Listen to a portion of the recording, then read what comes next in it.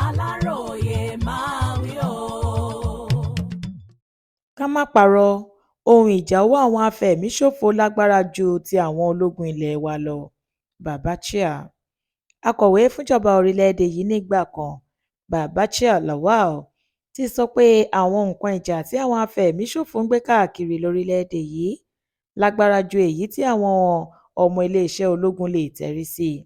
Nígbà tó ń sọ̀rọ̀ níbi ètò ìfọ̀rọ̀wérọ̀ kan láìpẹ́ yìí ni Babachir sọ wípé ó yẹ kó jẹ́ nǹkan ìyàlẹ́nu pé ẹ̀yà kan náà lórílẹ̀-èdè yìí láti rí àwọn afẹ̀míṣòfò àtàwọn agbésùnmọ̀mí.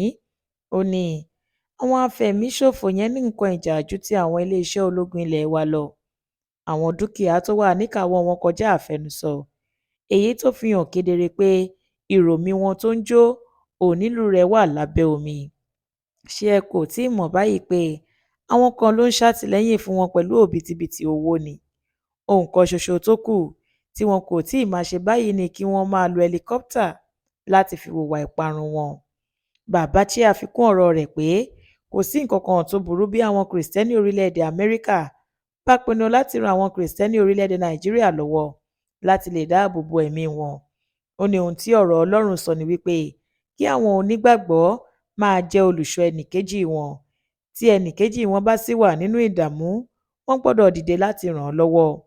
Ó ní ojúṣe àkọ́kọ́ tíjọba orílẹ̀-èdè yìí gbọ́dọ̀ ṣe ni láti dáàbò bo ẹ̀mí àti dúkìá àwọn ará ìlú. Níwọ̀n ìgbà tí wọ́n bá sì ti kùnà nínú eléyìí, kò sí nǹkan tó ní kí àwọn tí ọ̀rọ̀ kàn má ké gbàjarè fún ìrànlọ́wọ́.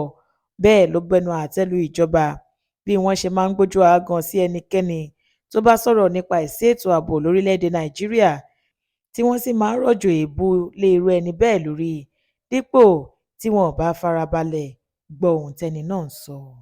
Florence Babasola ló ṣe àkójọpọ̀ ìròyìn yìí fún ìkànnì Aláròyé Online TV.